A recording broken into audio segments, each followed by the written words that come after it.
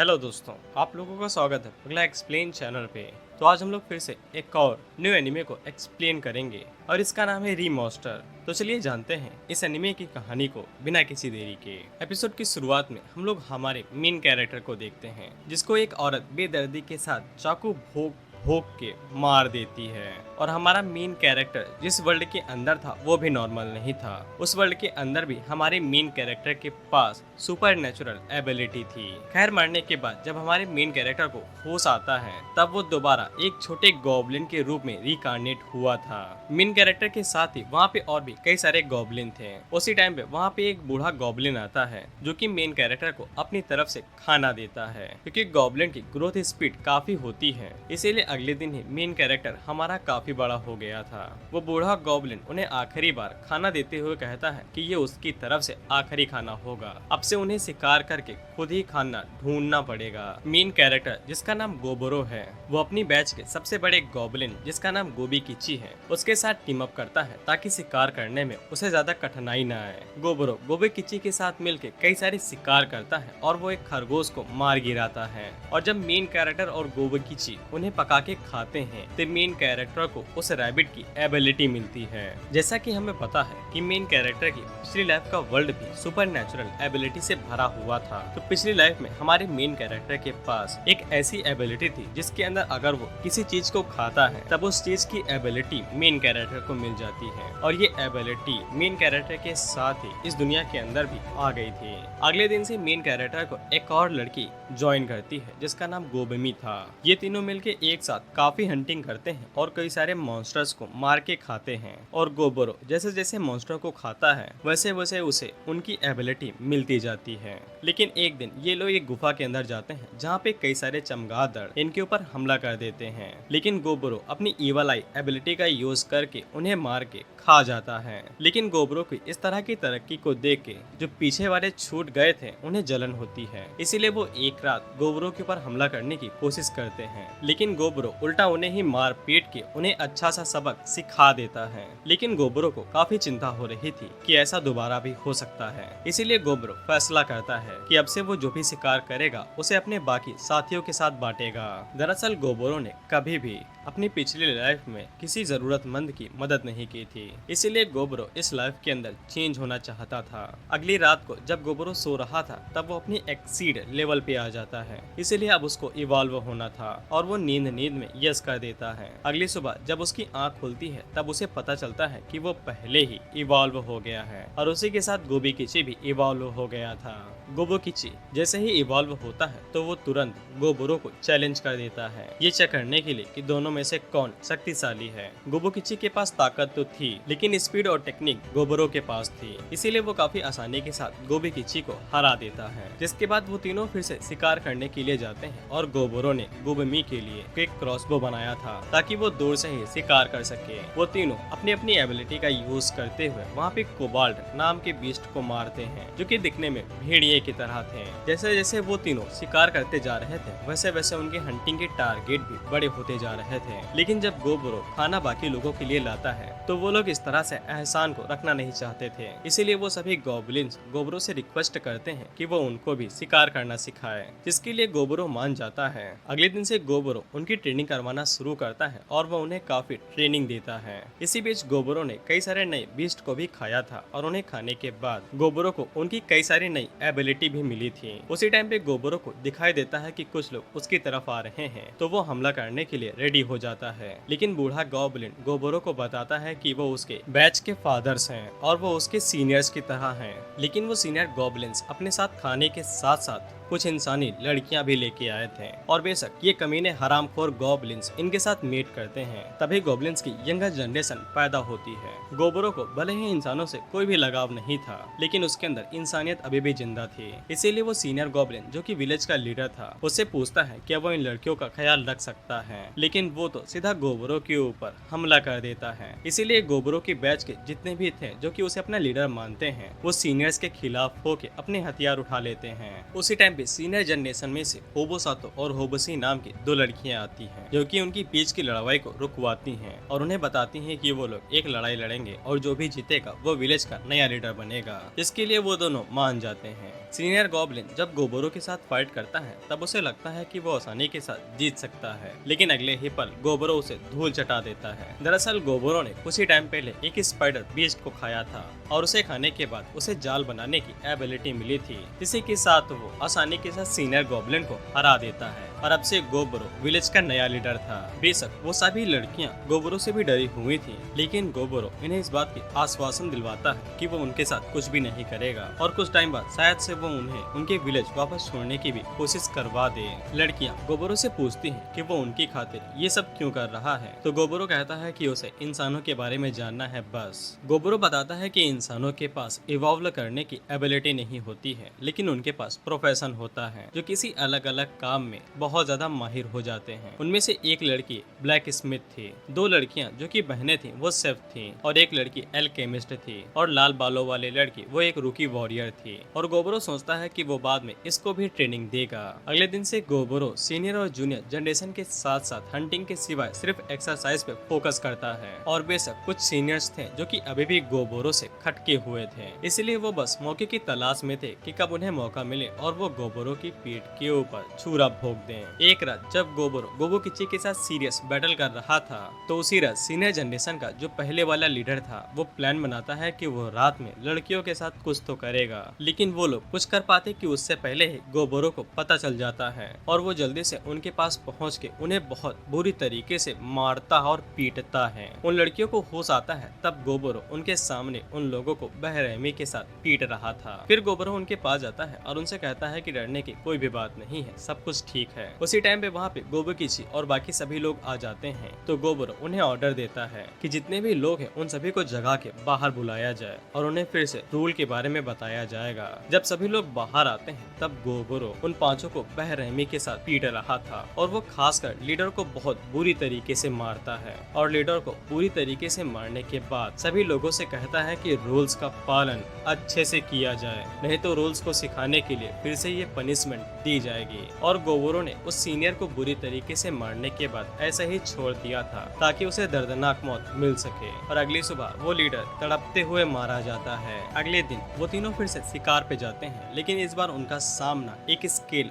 Horse से होता है और इसके स्केल इतने ज्यादा सख्त थे कि वो एरो को तोड़ देते हैं, लेकिन गोबोरो अपने जालों का इस्तेमाल करके उसे जकड़ लेता है। फिर गोबोकिची और गोबोरो दोनों मिलके उसे मार गिराते हैं। गोबोरो जैसे ही उसके मीट को खाता है तब गोबोरो को और भी कई सारी नई स्किल्स मिलती हैं। गोबोरो को जो एबिलिटी मिलती है वो बहुत ज्यादा होती है और उनको एक्सप्लेन कर पाना और बता पाना काफी मुश्किल है। उसी रात जब गोबोरो सोने के लिए जाता है तब लाल बालों वाली लड़की उसके पास आती है जो कि काफी डर गई थी, इसीलिए गोबोरो भी कुछ भी नहीं कहता है और वो उसके साथ सो जाता है। लेकिन अगली सुबह जब गोबोरो की आंखें खुलती हैं तब उसे दिखाई देता है कि गोबमी भी उसी के साथ सो गई थी, जो शायद से जेलस होगी। अगली सुबह हमें पता चलता है कि गोबोरो ने अपने विलेज को काफी एडवांस कर लिया है। उसने उन लोगों को कैप्टन बना दिया है जो अपने अपने काम में बेहतर हैं और अकेली छूट गई थी तो वो सिर्फ गोबेसी थी जो कि एक मेज थी और उसके पास कोई भी स्टूडेंट नहीं था।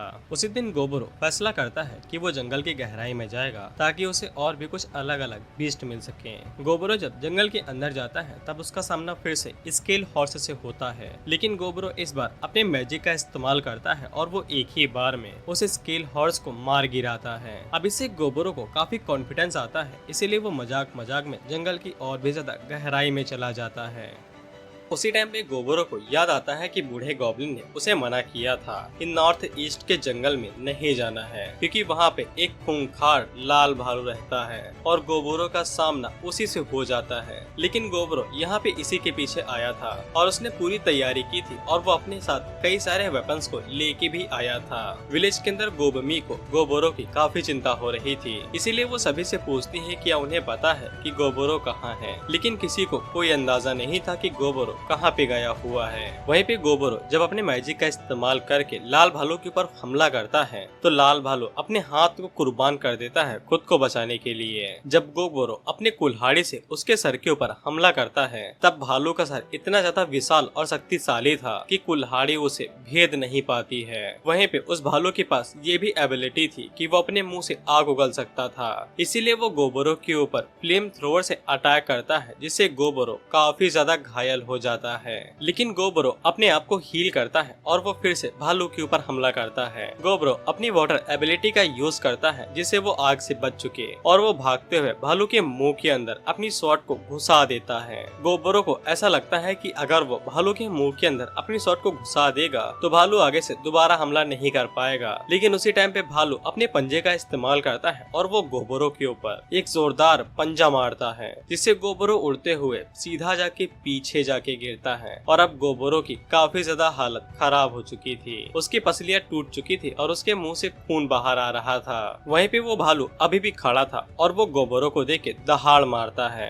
जैसे कि वो गोबरो को फिर से चैलेंज कर रहा हो। गोबरो को भी मजा आने लगता है जिसके बाद वो अपनी कुल्हाड़ी लेके सीधा भालू के ऊपर हमला कर देता है और वो भालू के ऊपर एक जोरदार हमला करता है और हम देखते हैं कि हवा में गोबरो का हाथ कटक के उड़ गया था। लेकिन अगले सीन में हम देखते हैं कि गोबरो ने सक्सेसफुली भालू के सर को धड़ से अलग कर दिया था, लेकिन वो काफी घायल हो चुका था इसीलिए वो बेहोश होने से पहले उस भालू की मीट की एक बाइट ले लेता है। उसी टाइम पे उसका लेवल एक्सीड कर जाता है जिस वजह से गोबरो फिर से इवॉल्व हो जाता है और जब उसकी आंख खुलती है तब वो गोबलिन से ऑर्ग में इवॉल्व हो गया था। जब गोबरो विलेज वापस जाता है तब सभी लोग उसको देख के घबरा गए थे कि ऑर्ग कहाँ से आ गया, लेकिन गोबमी पहचान जाती है कि ये उसका ही गोबरो है। जिसके बाद सभी लोग गोबरो से सवाल पूछने लगते हैं कि उसे क्या हुआ था और वो अचानक से इवॉल्व कैसे हो गया। फिर जब गोबरो उन सभी लोगों को सारी चीजें समझा देता है कि वो कैसे लेवल अप किया है, जिसके बाद गोबरो इंसानी लड़कियों के पास जाता है और एक एक करके हर सभी से बातें करता है और उनकी तारीफ करता है और साथ ही में उनके साथ फ्लर्ट भी करता है। इस वजह से लाल बालों वाली लड़की और गोबमी को काफी ज्यादा जलन हो रही थी, लेकिन गोबरो आखिर में उन्हें भी अपने कंधों के ऊपर उठा के खुश कर देता है। अगले दिन जब गोबरो गोबोकिची और बाकी लोगों के साथ प्रैक्टिस करने की कोशिश करता है तब वो कर नहीं पाता है। दरअसल ऑर्ग में बदल जाने की वजह से उसकी ताकत के अंदर बहुत ज्यादा अंतर हो गया था। वो हल्के से पंच में ही नॉर्मल गॉबलिन्स को मारने जितनी ताकत को रिलीज कर रहा था। इसीलिए गोबरो कुछ टाइम तक विलेज के अंदर ही रहता है और वहाँ पे कुछ दिनों तक आराम से अपनी जिंदगी बिताता है। लेकिन उसी टाइम पे वहाँ पे गोबे आती है जो कि माइनिंग टीम से थी और वो वहाँ पे सिर्फ माइनिंग करके स्पिरिट स्टोन्स को निकालती है जो कि वेपन को क्राफ्ट करने के काम में आते हैं। और गोबे ने अचानक से किसी डॉल को चोट पहुँचा दी थी और उसे काफी ज्यादा डैमेज भी हुआ था।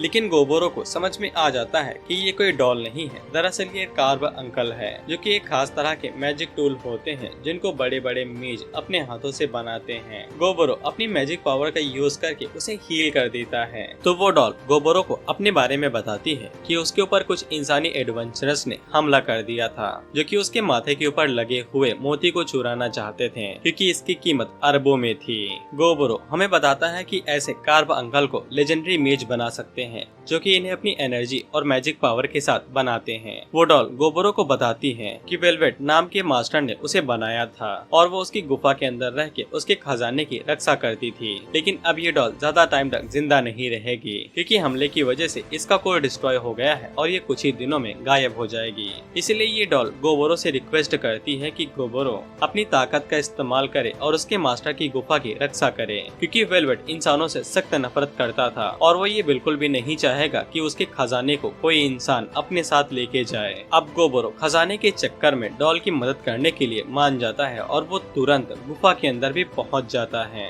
अब गुफा के अंदर पहुंचने के बाद उसका सामना डायरेक्ट उन एडवेंचरर से होता है जिन्होंने उस डॉल के ऊपर हमला किया था और गोबरो ने पहले भी इंसानी लड़कियों से वादा कर दिया था कि वो इन्हें मारेगा नहीं, जितनी हो सके उतनी कोशिश करेगा कि डरा के इन्हें भगा दे। लेकिन इंसानों को ढीठ जात ऐसे ही थोड़ी ना कहा गया है। गोबरो के इतना समझाने के बावजूद वो लोग वहाँ वहाँ से नहीं जाते हैं और उल्टा गोबरों के ऊपर हमला कर देते हैं। इससे गोबरों के सबर का बाण टूट जाता है। इसके बाद वो अपनी टीम को वहाँ पे बुलाता है और उन सभी एडवेंचरर्स को मार के खा जाता है। इससे गोबरों के पास ये भी एबिलिटी आ गई थी जैसे इंसानों के पास होती है, जैसे कि असैसिनेशन, स्वॉर्ड स्मिथ। साथ ही में उन एडवेंचरर्स के पास जो भी एसेसरीज थी गोबरों उनको भी अपने पास रख लेता है। गोबरों को उन एसेसरीज में एक स्पेस बैग भी मिलता है जिनके अंदर सामान को रखा जा सकता था, लेकिन गोबरों उसे भी खा जाता है। दरअसल गोबरों के पास ये भी एबिलिटी थी कि वो किसी भी चीज की 1000 कॉपी बना सकता है, वो भी अलग अलग शेप के अंदर। और जब गोबरों उनकी कॉपी बनाएगा तब उनकी कैपेसिटी भी बढ़ जाएगी। एडवेंचरस का गेम बजाने के बाद गोबरों चेम्बर के अंदर जाता है जहाँ पे वेलवेट की बॉडी रखी हुई थी। वो डॉल बाहर निकलती है और वो गोबरों को शुक्रिया कहती है उसकी मदद करने के लिए। वो डॉल गोबरों से कहती है कि उसे जो कुछ भी चाहिए वो यहाँ से ले सकता है और उन्हें ले जाने के बाद वो इस गुफा को पूरी तरीके से बंद कर दे। और इतना कहने के बाद वो डॉल वहाँ से गायब हो जाती है और बचता है तो सिर्फ उसका क्रिस्टल। गोबरों उस क्रिस्टल को भी खा जाता है बिना किसी दिक्कत के, ताकि उसे और भी एबिलिटी मिल सके। जिसके बाद गोबरों चेम्बर के अंदर रखा हुआ सारा माल लूट लेता है और एक चिंदी तक नहीं छोड़ता है। लेकिन जाते हुए उसे वेलवेट के ऊपर दया आ जाती है, इसीलिए वो वेलवेट की बॉडी जला के उसे मुक्ति दे देता है। लेकिन उसी टाइम पे गोबरों की नजर वेलवेट के ग्लव के ऊपर पड़ती है तो गोबरों उसे अपने पास रख लेता है। लेकिन गोबरों जैसे ही ग्लव को पहनता है तब ग्लव के अंदर से स्टिंग्स बाहर निकलती हैं, जो कि गोबरों के खून को अपने अंदर खींच लेती है। जैसे अब ये ग्लव गोबरों का हो चुका था और साथ ही में ये ग्लव एक लेजेंडरी क्लास का आइटम था जिसके पास बेमिसाल ताकत और एबिलिटीज थी। इतना सब लेने के बाद गोबरों गुफा से चला जाता है और गुफा को हमेशा हमेशा के लिए बंद कर देता है। कुछ दिनों तक गोबरों विलेज के अंदर ही रहता है और वहाँ पे शांति के साथ जीता है। लेकिन अचानक से उसे ख्याल आता है कि उसे फिर से सफर पे जाना चाहिए, इसीलिए वो अकेले जंगलों की गहराइयों में दोबारा चला जाता है। और तभी उसका सामना एक गोल्डन स्पाइडर से होता है तो गोबरों उसे भी मार देता है और उसे खा जाता है। उस स्पाइडर को खाने के बाद गोबरों को ये एबिलिटी मिलती है कि अब उसके जाले सुनहरे हो गए थे, बोले तो गोल्डन थ्रेड्स।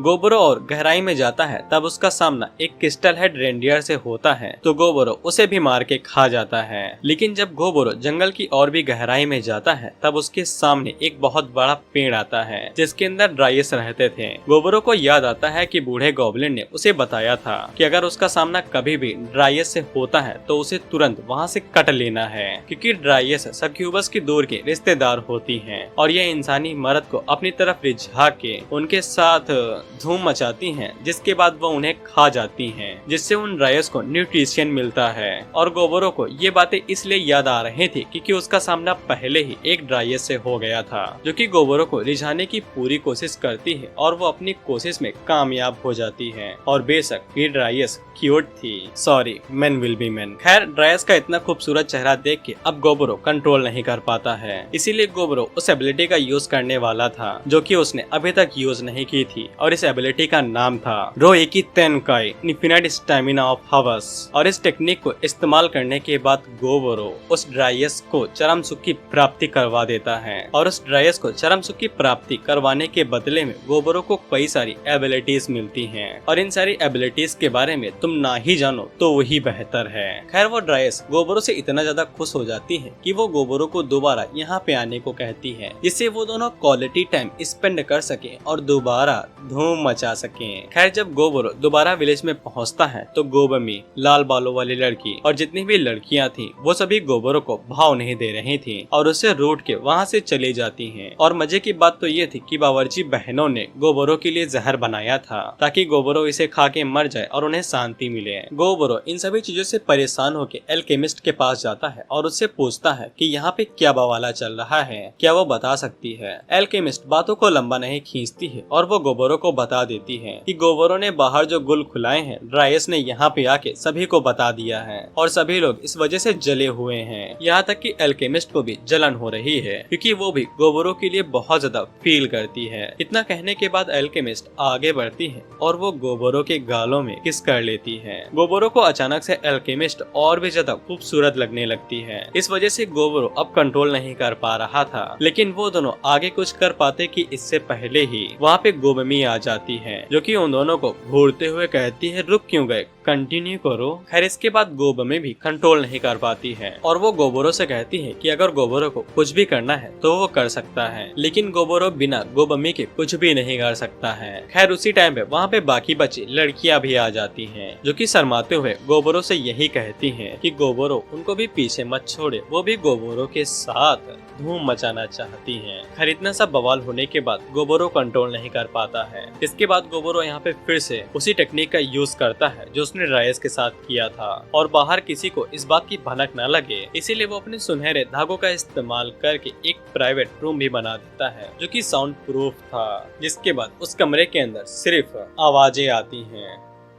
अगले दिन गोबोरो के विलेज के अंदर इल्फ आते हैं, क्योंकि इल्फ स्पीसीज अपने आप को नोबल मानती है, इसीलिए वो लोग गोबलिन्स को बहुत ज्यादा नीचा दिखाते हैं। खैर इल्फ का लीडर वहाँ पे आता है और वो गोबोरो को बाहर बुलाता है और उसे बताता है कि इल्फ और इंसानों के बीच में बहुत जल्द ही एक वॉर होने वाली है, इसीलिए उन लोगों को सपोर्ट के तौर पे गोबलिन्स की मदद चाहिए और वो लोग गोबलिन्स को मदद करने के ऑफर में रिवॉर्ड के तौर पे कुछ महीनों का खाना देंगे। लेकिन गोबोरो इसके लिए मना कर देता है और जब उनके इल्फ का लीडर थोड़ा सा जोर जबरदस्ती करने की कोशिश करता है तब गोबोरो उन्हें अपनी असली ताकत दिखाता है और वो उनको इतना ज्यादा डरा देता है कि उन सभी के पसीने छूट जाते हैं। इसके बावजूद वो लोग गोबोरो के ऊपर पीछे से हमला करने की कोशिश करते हैं, लेकिन गोबोरो उनके हमले को ही रोक लेता है। जिसके बाद वो अपने एक वेपन को बाहर निकालता है और उसको जब वो जमीन के ऊपर मारता है तब उसके डुप्लीकेट इतने ज्यादा हो जाते हैं कि जितने भी इल्फ आए थे वो उन सभी को चारों तरफ से घेर लेते हैं। इससे वो सभी इल्फ डर के मारे वहाँ से तुरंत भाग जाते हैं। इसी बीच गोबोरो अपनी क्राफ्टिंग स्किल्स का यूज करते हुए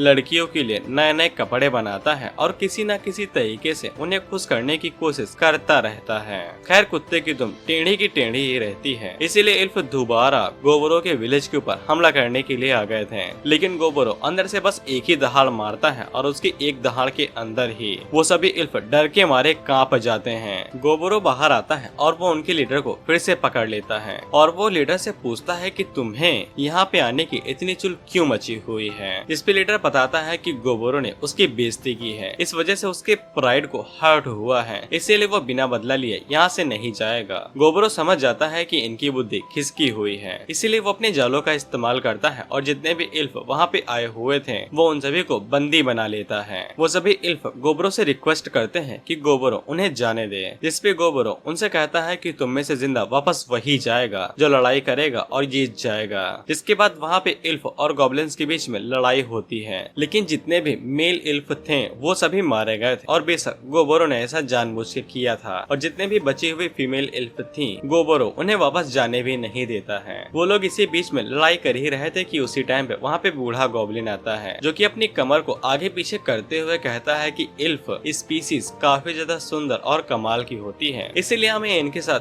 थोड़ी तो मस्ती कर लेनी चाहिए। लेकिन गोबोरो बूढ़े गॉब्लिन से कहता है कि अपनी जवानी थोड़ा सा संभाल के रखो, पैर डगमगा गए तो सीधा कब्र में गिरोगे। उसी टाइम पे हम लोग गोबी किची को देखते हैं और उसका भी लेवल 100 हो जाता है, जिसके बाद वो भी ऑर्क के अंदर इवॉल्व हो जाता है। हमें यहाँ पे ये भी पता चलता है कि जब भी कोई बीस्ट इवॉल्व होता है तो उसे डेमी गॉड की तरफ से ब्लेसिंग मिलती है, जैसे कि Demi God of flame, Demi God of war, इसी तरह की ब्लेसिंग उन्हें दी जाती है। ब्लेसिंग की वजह से ही इनकी बॉडी के अंदर बदलाव आते हैं या फिर चेंजेस हो जाते हैं, जैसे कि गोबी खिची को डेमी गॉड ऑफ फ्लेम की वजह से जो ब्लेसिंग मिली थी इस वजह से उसकी बॉडी हल्की सी लाल हो गई थी। गोबी किची जिसे ही इवॉल्व होता है तो वो डायरेक्ट गोबोरो को फाइट के लिए चैलेंज करता है, इसके लिए गोबोरो तुरंत मान जाता है और वो इस बार पूरी ताकत के साथ फाइट कर रहा था, जहाँ पे गोबी किची के पंच पहले से भी ज्यादा शक्तिशाली हो गए थे और वो गोबोरो को काफी ज्यादा चोट भी दे रहे थे। लेकिन गोबोरो के पास अभी भी वही टेक्निक थी जो पहले हुआ करती थी, जिनकी मदद से वो गोबी किची को आसानी के साथ हरा देता है। उसी रात गोबोरो को एक सपना आता है जहाँ पे एक गॉब्लिन उसे ब्लेसिंग देता है, लेकिन ये कैसे ब्लेसिंग थी किसी को कुछ नहीं पता है, लेकिन ये बवाल ब्लेसिंग थी। उसी दिन गोबोरो को ये भी पता चलता है कि कई सारे गॉब्लिन इवॉल्व हो गए और उन्होंने अलग अलग तरह की स्किल्स को एक्वायर किया है, जिनमें से 4 तो मेज एबिलिटी होल्ड करते थे, जहाँ पे होबो से भी अब इवॉल्व हो गई थी और वो पूरी तरीके से एक मेज की पावर होल्ड करती थी। और साथ ही में इवॉल्व होने की वजह से इन लोगों की बॉडी के ऊपर टैटू भी आ जाते हैं जो कि इनकी अपनी स्पेशलिटी या फिर एबिलिटी को दर्शाते हैं। होवेसे गोबरो को बाहर लेके जाती है और वो उसे अपनी पावर का हल्का सा नमूना दिखाती है, जहाँ पे जब वो अपने एक स्पेल का इस्तेमाल करती है तो एक स्पेल के साथ ही पूरे जंगल को जला के रख देती है।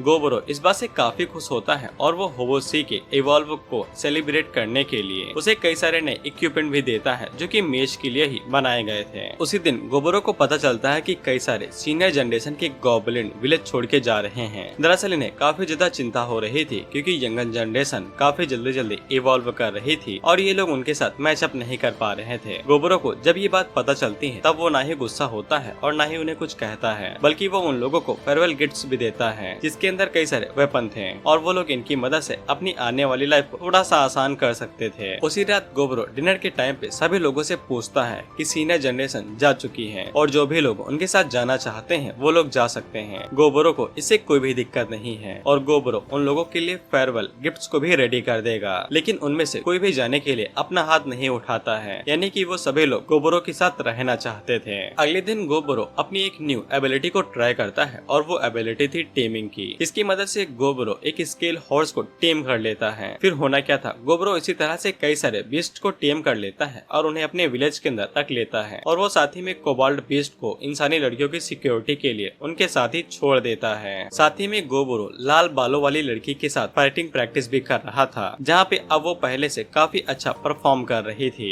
लेकिन उसी दिन वो अचानक से अपनी न्यू जॉब को अवेकन करती है और अपनी न्यू जॉब अवेकन होने की वजह से उसके पास काफी ज्यादा स्ट्रेंथ और स्टेमिना आ गया था, जिसकी मदद से वो क्रिस्टल हेड रेनडियर को आसानी के साथ मार गिराती है। लेकिन इस न्यू जॉब की वजह से उसे टाइम पर मॉन्स्टर्स को खाना पड़ेगा। उसी रात गोबरो को पता चलता है कि कोबाल्ट्स के ऊपर कई सारे लोगों ने हमला कर दिया है। जब गोबरो तैयारी करके वहाँ पे पहुँचता है तब उसे पता चलता है कि उनके ऊपर हमला किसी इंसान ने नहीं बल्कि अनडेड स्केलेटन ने किया था। गोबरो को यह भी पता चल जाता है कि इनको कोई तो पीछे से कंट्रोल कर रहा है और जब वो लोग उनके साथ फाइट करने की कोशिश करते हैं तब उनके वेपन्स उसके ऊपर बेअसर थे। इसीलिए गोबरो को काफी ज्यादा फाइट करने में दिक्कत हो रही थी, लेकिन बाद में उन्हें पता चल जाता है कि वो लोग बिना वेपन्स के भी उन्हें हरा सकते हैं। उन लोगों को बस उनकी हड्डियों को मसल के चूरा बना देना था। फिर वो सभी लोग ऐसा ही करते हैं और काफी आसानी के साथ आधे से ज्यादा आर्मी को यूं ही मार गिराते हैं। गोबरो भी लड़ाई के मैदान में कूद जाता है और वो सिर्फ 3 सेकंड के अंदर ही आधे से ज्यादा स्केलेटन आर्मी को यूं ही हरा देता है और वो आखिर में उनके लीडर को भी मार देता है। मारने के बाद गोबरो उसके सर को खा जाता है तो गोबरो को एक न्यू एबिलिटी मिलती है जिसके दौरान वो अनडेड को समन कर सकता था और वो जितना ज्यादा माना यूज करेगा वो अनडेड उतना ज्यादा शक्तिशाली होगा। जिसके बाद गोबरो को कोबाल्ट से पता चलता है कि ये लोग वेलवेट की गुफा को ही खोद रहे थे, जिसी के दौरान उन लोगों ने गार्डियन को अवेकन कर दिया जो कि एक स्केलेटन मॉन्स्टर था और इसी चक्कर में इन लोगों ने अपने आधे से ज्यादा क्लैन को बर्बाद कर दिया है। जिसके बाद जितने भी बचे कुछ कोबाल्ट थे वो सभी गोबरो के सामने अपना मत्था टेक देते हैं और उसे अपना लीडर मान लेते हैं और वहीं पे गोबरो ने जितने भी फीमेल इल्फ थी उन सभी को बंदी बना के रखा हुआ था।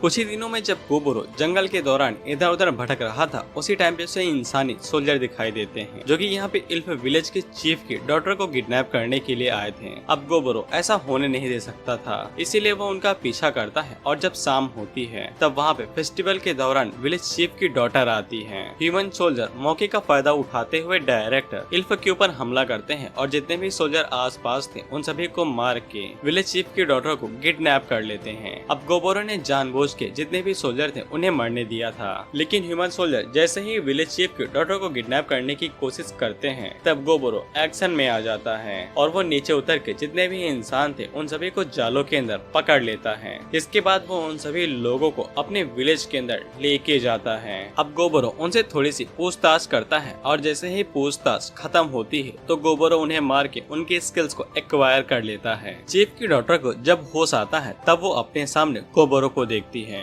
गोबरो को देख के वो काफी ज्यादा घबरा जाती हैं और वो पीछे हट के अपने पंखों को निकाल लेती हैं और उसे ऐसा लगता है कि गोबरो उसकी चैरिटी को लेने वाला है। गोबरो उसे कहता है कि वो अपना फालतू का दिमाग ना ही चलाए तो ही बढ़िया है, वो चुपचाप यहाँ पे रहे, कुछ ही दिनों में वो उसको उसके विलेज में वापस भिजवा देगा। डॉक्टर को जैसे ही ये पता चलता है कि गोबरो ने जानबूझ के जितने भी इल्फ वहाँ पे थे उन्हें मरने दिया था तो वो गोबरो के ऊपर चिल्लाने लगती है और उससे कहती है कि वो उनको बचा सकती लगता था। गोबरो उससे बस इतना ही कहता है कि ये मेरा काम नहीं है, मैं सिर्फ अपनी सोचता हूँ और किसी की नहीं। उसी रात बूढ़े गॉब्लिन को जैसा ही पता चलता है कि गोबरो इल्फ की चीफ की डॉटर को लेके आया है, तो वो अपनी कमर को हिलाते हुए कहता है कि उन्हें एक बार तो मस्ती करनी ही चाहिए। गोबरो फिर से वही लाइन कहता है कि अपने पैर संभाल के रखो, डगमगा गए तो जवानी कुर्बान कर दोगे। गोबरो ने जैसा वादा किया था वो बिल्कुल वैसा ही करता है। वो चीफ की डॉटर को सही सलामत उसके विलेज भिजवाने लगता है। रास्ते के बीच में जब गोबरो उसे पूछता है कि उसके पंख टप्प से बाहर क्यों आ जाते हैं, तो वो इल्फ बताती है कि वो अनएक्सपीरियंस है और ये पंख सिर्फ हाई इल्फ के पास होते हैं, यानी कि इल्फ भी लेवल अप कर सकते हैं। गोबरो जब इल्फ विलेज के अंदर पहुंचता है तो जितने भी इल्फ थे वो सभी उसके ऊपर निशाना तान लेते हैं, लेकिन जल्दी से चीफ की डॉटर आगे बढ़ती है और वो उन लोगों को बताती है कि गोबरो ने उसकी जान बचाई है, इसीलिए वो सभी अपने वेपन्स को नीचे कर लें, जिसकी वजह से गोबरो सही सलामत चीफ तक पहुंच चुका था। अब गोबरो ने चीफ की बेटी की जान ऐसे ही नहीं बचाई थी, उसे अच्छे से पता था कि अगर वो चीफ की बेटी की जान बचाता है तो उसे रिवॉर्ड मिलेगा और साथ ही में उसे चीफ से मिलने का मौका भी मिल जाएगा। इसी दौरान गोबरो चीफ से ये भी डील कर लेता है कि लड़ाई के दौरान वो लोग उनकी मदद करेंगे। इस बात से चीफ काफी ज्यादा खुश होता है और वो गोबरो को गिफ्ट के तौर पे और भी कई सारी ऐसे सीरीज देता है जो कि वेपन क्राफ्ट करने में बहुत ज्यादा काम आएंगी। गोबरो को उन सभी भेजी गई चीजों में से सबसे बेहतरीन चीज लगी थी वो थी वाइन, क्योंकि उसका टेस्ट बिल्कुल अलग था। अभी तक गोबरो ने जितनी भी वाइन और दारू पी थी उनका टेस्ट काफी ज्यादा अलग था। अगले दिन जब गोबरो सो के उठता है तब उसे पता चलता है कि गोबमे भी इवॉल्व हो गई है और उसे queen of undead, queen of mist इन सभी की ब्लेसिंग मिली है, जिसकी मदद से उसके पास और भी कई सारी एबिलिटी आ गई हैं और उसकी इवल आइज की मदद से वो कई सारे मील को अपनी चार्म की वजह से कंट्रोल कर सकती है। गोबमी के अलावा भी वहाँ पे और भी कई सारे गॉबलिन थे जो कि इवॉल्व हो गए थे। गोबसातो भी इवॉल्व हो गई थी और साथ ही में गोबे भी, और इन्हें भी अलग अलग डेमी गॉड्स की ब्लेसिंग मिली हुई थी।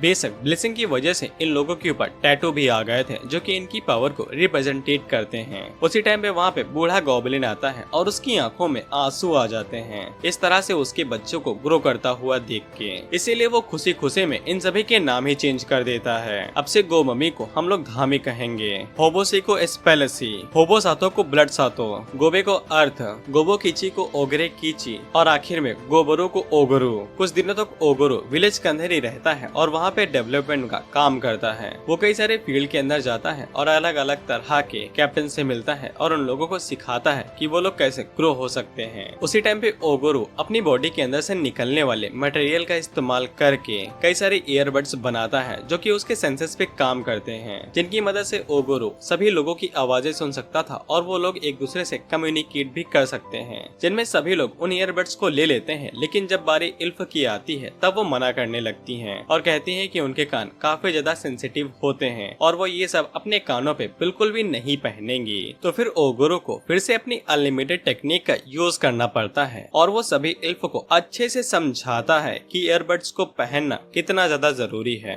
जिसके बाद जितने भी इल्फ थी वो सभी ओगुरु की बातें मानने लगती हैं और वो प्रैक्टिस के अंदर भी हिस्सा लेती हैं। इसी बीच ओगुरु अनडेड समन करने की एबिलिटी को भी यूज करता है। उसे पता चलता है कि वो जितना ज्यादा माना यूज करेगा वो उतना ज्यादा शक्तिशाली अनडेड स्केलेटन समन कर सकता है। लेकिन जो नॉर्मल स्केलेटन ओगुरु समन कर रहा था वो भी इतने ज्यादा शक्तिशाली थे कि वो इल्फ सोल्जर को आसानी के साथ ही हराए दे रहे थे। उसी दौरान ओगरे कीची ओगुरु को अपने साथ लेके जाता है और एक भाई होने के नाते वो ओगुरु से हेल्प मांगता है कि ओगुरु उसकी हेल्प करे ताकि ओगरे कीची अर्थ को प्रपोज कर सके और वो दोनों खुशी खुशी एक साथ रहें। दरअसल ओगरे कीची को अर्थ काफी टाइम पहले ही पसंद आ चुकी थी, अब उसे कंट्रोल नहीं हो रहा था। ओगुरु उसकी मदद करने के लिए मान जाता है और वो उन दोनों की मीटिंग फिक्स करा देता है। रात के टाइम में जब अर्थ ओगरे कीची के पास आती है तो ओगरे कीची बिना किसी देरी के अर्थ को प्रपोज कर देता है और अर्थ भी उसके प्रपोजल को एक्सेप्ट कर लेती है। अब प्रपोजल एक्सेप्ट हो जाने की वजह से ओगरे कीची कुछ ज्यादा ही शक्तिशाली हो गया था, इसीलिए ओगरे कीची फाइटिंग के दौरान ओगुरु को काफी ज्यादा घायल कर देता है। वहीं पे ओगुरु को अपने मन के अंदर ये चिंता हो रही थी कि दोनों कहीं प्यार के चक्कर में काम धाम करना न छोड़ दें। लेकिन जब वो अर्थ को जाके चेक करता है तब वो अपना काम पूरी दिल लगी के साथ कर रही थी, इसीलिए ओगुरु को किसी भी चीज की चिंता करने की जरूरत नहीं थी। अगले दिन वो लोग शिकार करने के लिए जंगल की गहराई में जाते हैं,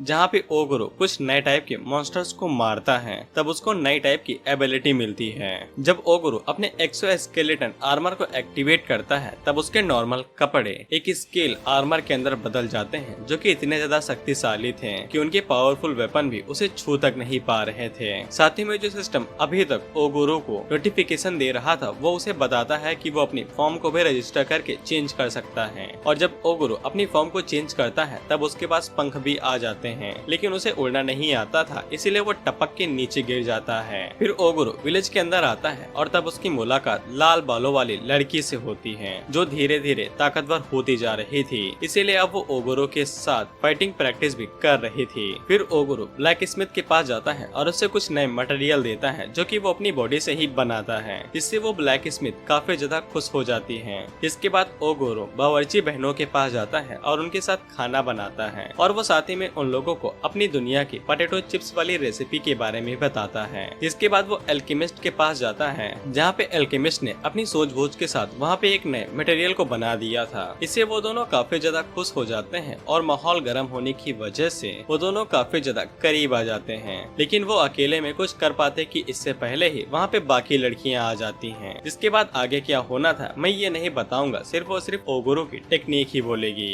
कुछ दिनों बाद वहाँ पे इल्फ विलेज के चीफ के मैसेंजर आते हैं जो कि ओगुरो को बताते हैं कि कुछ ही दिनों के अंदर इंसान उनके ऊपर हमला करने वाले हैं। इल्फ और ह्यूमन के बीच में वॉर कुछ ही दिनों में शुरू होने वाली है, इसीलिए इल्फ विलेज ये चाहता है कि गोबरो पूरी तरीके से जितने भी लोग यहाँ पे हमला करने के लिए आए उन सभी को मार दे। इसके लिए गोबरो मान जाता है और वो उन लोगों को वापस भेज देता है। फिर गोबरो अपने विलेज को रेडी करता है और उन लोगों को बताता है कि अब से वो लोग यहाँ पे मशीनरी कंपनी को शुरू करने वाले हैं, जिसके अंदर उन लोगों को काम दिया जाएगा और वो काम होगा लड़ाई और दंगे को साफ करने वाला, जिससे वो सभी लोग काफी ज्यादा खुश हो जाते हैं क्योंकि इन सभी को लड़ाई दंगा काफी ज्यादा पसंद था। अगली सुबह ही वो लोग अपनी तैयारी करते हैं और वॉर के लिए निकल जाते हैं, क्योंकि इन लोगों को पहले ही पता चल चुका था कि इंसान जंगल के अंदर आ चुके हैं और उन्होंने अपना कैंप लगा लिया है। लेकिन जब वो लोग कैंप के पास पहुंचते हैं तब उन्हें पता चलता है कि कैंप को चारों तरफ से एक बैरियर ने घेर रखा है और ये बैरियर सिर्फ लो लेवल के मॉन्स्टर्स को अंदर जाने से रोक सकता था।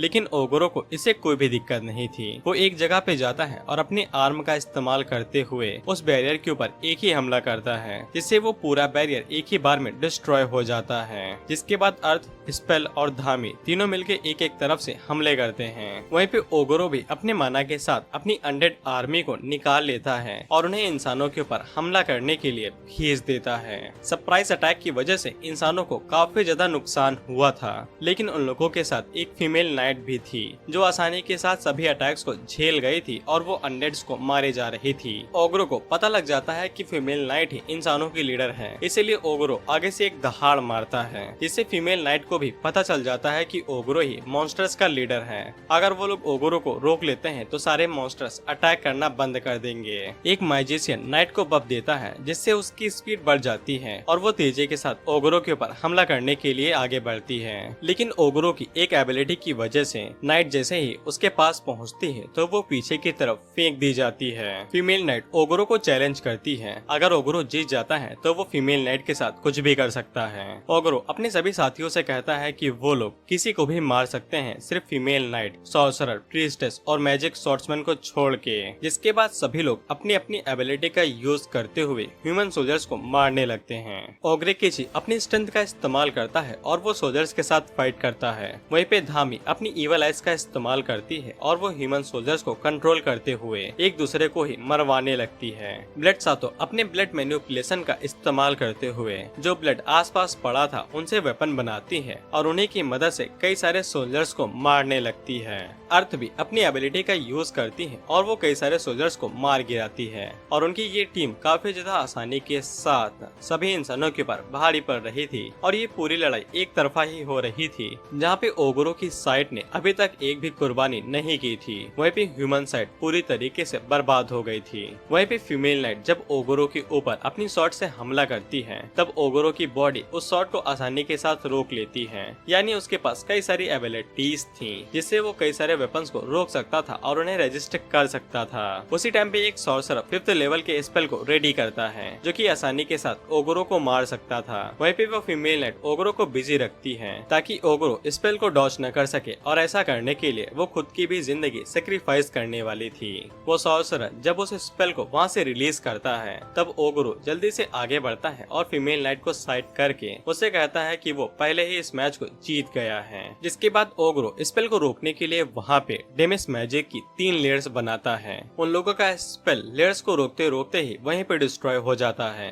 इसी तरह ओगुरु की साइड ने पूरे मैच को जीत लिया था और ओगुरु की साइड ने एक भी जान नहीं गंवाई थी और वहीं पे सभी लोग मारे गए थे, सिर्फ 4 लोगों को छोड़ के, जिनके बारे में ओगुरु ने मना किया था कि इन्हें जिंदा पकड़ना है। इल्फ्स को जैसे ही पता चलता है कि ओगुरु की साइड जीत गई है तो वो लोग तुरंत वहाँ पे पहुँच जाते हैं पार्टी करने के लिए दारू सारू लेके। वहीं पे ओगुरु इल्फ चीफ को अब डैडी इल्फ कहने लगा था। जिसके बाद ओगुरु बाकी बचे लोगों के पास जाता है जैसे कि फीमेल नाइट और सॉर्सरर। ओगुरु उन लोगों के साथ पोलाइट होने की कोशिश करता है ताकि वो लोग खुल के बात कर सके, लेकिन वो सभी लोग ओगुरु के साथ सही से बात ही नहीं कर रहे थे और अपनी जिद पे अड़े रहते हैं। ओगुरु फीमेल नाइट के पास जाता है और उसे वो इयररिंग पहनाने की कोशिश करता है जो कि सभी लोगों को दी गई थी ताकि वो लोग कम्युनिकेट कर सकें। हालांकि फीमेल नाइट उसे पहनने से मना करती है तो फिर ओगुरु को फिर से अपनी अनलिमिटेड टेक्निक का इस्तेमाल करना पड़ता है। ओगुरु फीमेल नाइट और बाकी लोगों के साथ बातें करता है और वो इन सभी बातों को डैडी इल्फ के साथ भी शेयर करता है क्योंकि डैडी इल्फ ने ओगुरु को ऑफर दिया था अगर ओगुरु इसी तरीके से उनकी मदद करता रहेगा इंसानों के साथ फाइट करने में तो फिर वो लोग ओगुरु को काफी ज्यादा सामान देते रहेंगे। फालतू के सामान और खासकर दारू के लिए ओगुरु उनकी मदद करने के लिए फिर से राजी हो जाता है। ओगुरु को दोनों लड़कियों से बात करने के बाद पता चलता है कि इंसानों की मेन फोर्स हमला करने के लिए निकल गई है और वो कुछ ही दिनों में वहाँ पे पहुँच भी जाएगी। ओगुरु ने पहले ही प्लान बना लिया था कि वो उन मेन फोर्स के ऊपर डायरेक्ट एम्बुश करेगा यानी कि घात लगा के। इसीलिए जिस दिन इंसानों की मेन फोर्स वहाँ पे आती है तो वो लोग पहले ही हमला करने के लिए रेडी थे। मेन फोर्स जैसे ही आती है तो वो लोग हमला करने के लिए लोगों को भेज देते हैं। ओगुरु के लोग सबसे पहले उनके ऊपर पत्थरों से हमला करते हैं जिससे कई सारे लोग घायल हो जाते हैं। इसके बाद धामी अपनी एरो टीम लेके आती है और वो लोग उनके ऊपर एरो चला के और भी लोगों को मार देते हैं। साथ ही में उन लोगों ने गड्ढे भी खोद दिए थे जिससे कई सारे लोग वहीं पे गिर जाते हैं। लेकिन मेन फोर्स काफी ज्यादा चालाक और पूरी तरीके से रेडी होके आई थी, इसीलिए जितने भी पत्थर नीचे पड़े हुए थे वो लोग उनका इस्तेमाल करते हैं और अपने चारों तरफ एक शील्ड का घेरा बना लेते हैं। उनके घेरा बना लेने के बाद ओगुरु के अटैक उनके ऊपर कोई भी असर नहीं दिखा रहे थे, इसीलिए ओगुरु ओगरे किची और बाकी लोगों को हमला करने के लिए भेजता है जहाँ पे वो लोग एक के ऊपर 3 चढ़ के आसानी के साथ ह्यूमन सोल्जर्स को मार रहे थे। वहीं पे ओगरे किची का सामना उनके नाइट के साथ होता है जो कि ओगरे किची को काफी ज्यादा टक्कर दे रहा था, लेकिन आखिर में ओगरे किची उसे हरा ही देता है। ओगुरु ने उसे ऑर्डर दिया था कि उसे इस ह्यूमन नाइट को मारना नहीं है, वो लोग इसका इस्तेमाल करेंगे। इसी के बाद ओगुरु ने दोबारा ह्यूमन फोर्स को पूरी तरीके से हरा दिया था। इसके बाद ओगुरु को और भी कई सारे एबिलिटी मिलती हैं। तभी वहीं पे धामी आती है जो कि ओगुरु से रिक्वेस्ट करती है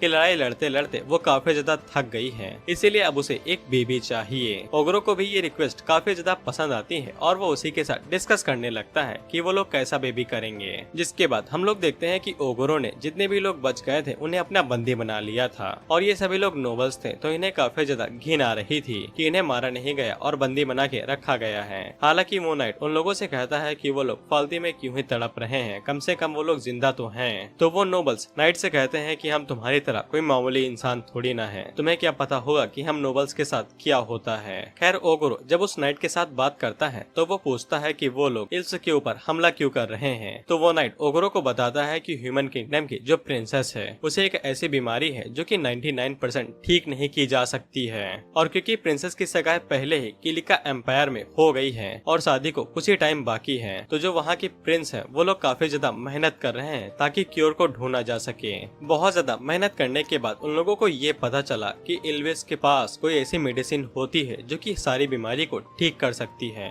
और ये मेडिसिन उन लोगों को डेमी गॉड ऑफ फॉरेस्ट की ब्लेसिंग से मिली है। खैर ओगुरु को इंसानों के बारे में काफी अच्छे से पता था, इसीलिए ये सब जान के उसे ज्यादा हैरानी नहीं होती है। उसी टाइम पे हम लोग अर्थ को देखते हैं जो कि जब वो माइनिंग कर रही थी तब वो गलती से हॉट वाटर को ढूंढ निकालती है। ओगुरु को जैसे ही ये वाली बात पता चलती है और क्योंकि ओगुरु हमारा ओरिजिनल जापानीज है तो वो तुरंत एक हॉट बाथरूम बनवा देता है। इसके अंदर वो लोग बहुत ज्यादा रिलैक्स कर सकते थे। फिर वो सभी लोग बारी बारी से हॉट स्प्रिंग के मजे लेते हैं और उन्हें काफी ज्यादा रिलैक्सेशन फील होता है। खैर ओगुरु कुछ ज्यादा ही सोच रहा था कि उसे इंसानों के साथ क्या करना चाहिए, तो फिर वो एक नई तरकीब निकालता है कि दोनों के बीच में लड़ाई करवा देते हैं और क्योंकि काफी सारे लोगों की जान जा सकती थी इसीलिए वो यहाँ पे एक लोकल लड़ाई लड़वाता है जो कि नॉर्मल लकड़ी वाले डंडों से की जा रही थी और जो लोग इसमें हार जाते हैं उन्हें बाहर निकाल दिया जाएगा। वहीं पे वो सभी इंसान ये देख के हैरान हो गए थे कि ये हरामखोर गॉबलिन्स यहाँ पे मिलिट्री टैक्टिक्स को प्रैक्टिस कर रहे हैं और उन्हें समझ में नहीं आता है कि पता नहीं ये इन सभी चीजों को सीख के क्या करेंगे।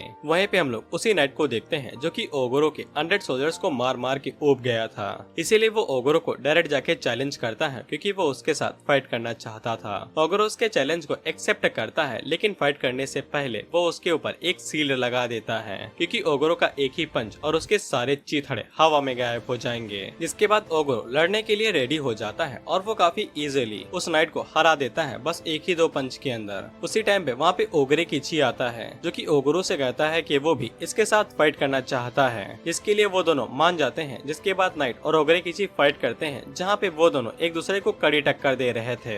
लंच के टाइम में वो नाइट ओगोरो को बताता है कि वो जिस इलाके से आता है वहाँ पे कई सारे डेमी ह्यूमंस रहते हैं, यानी कि आधे इंसान और आधे जानवर। इसीलिए उसे ओगोरो और बाकी सभी लोगों के साथ बातों करने में कोई भी ज्यादा दिक्कत नहीं है। लेकिन नोबल्स का नहीं पता है कि उनके अलग ही एजेंडा है। वो नाइट इस जगह को देख के काफी ज्यादा हैरान हुआ था क्योंकि यहाँ पे कई सारे स्पीसीज एक साथ रह रही थी। इसीलिए वो ओगोरो से काफी ज्यादा इम्प्रेस होके उसे कहता है कि वो उसके लिए काम करना चाहता है क्योंकि वैसे भी वो ह्यूमन किंगडम के लिए अब किसी काम का नहीं रहा है और शायद ये गॉड की इच्छा हो सकती है कि वो यहाँ पे आ रुका है। ओगोरो उसकी रिक्वेस्ट को तुरंत एक्सेप्ट कर लेता है क्योंकि ओगोरो को भी ऐसे ही लोग चाहिए जो कि हालातों को तुरंत भाप लेते हैं और उनके अंदर ढल जाते हैं। इसके बाद ओगोरो उस नाइट को लाल बालों वाली लड़की का मास्टर बना देता है और अब से ये लड़की इसी नाइट के साथ ट्रेनिंग करेगी। इसके बाद ओगोरो कुछ इंसानों को लेके इल्फ विलेज के अंदर जाता है और डैडी इल्फ से मिलता है क्योंकि ओगोरो के पास कमरे पड़ गए थे, इसीलिए वो इनको यहाँ पे छोड़ने के लिए आया था। जिसके बाद ओगोरो डैडी इल्फ से उस मेडिसिन के बारे में पूछता है जिसके पीछे इंसान पड़े हुए हैं। डैडी इल्फ ओगोरो को बताते हैं कि वो मेडिसिन उन्होंने पहले ही ओगोरो को दे दी है। ओगोरो इस बात से काफी ज्यादा हैरान होता है तो डैडी इल्फ उसे बताते हैं कि ये उनके लिए मना किया गया था कि वो लोग अपनी प्रीसियस मेडिसिन को किसी को भी नहीं दे सकते हैं। लेकिन ओगोरो ने उनकी काफी ज्यादा मदद की है और साथ ही में ओगोरो ने एक बार उनकी डॉटर की भी जान बचाई है। इसीलिए डैडी इल्फ ने ओगोरो को वो मेडिसिन दे दी।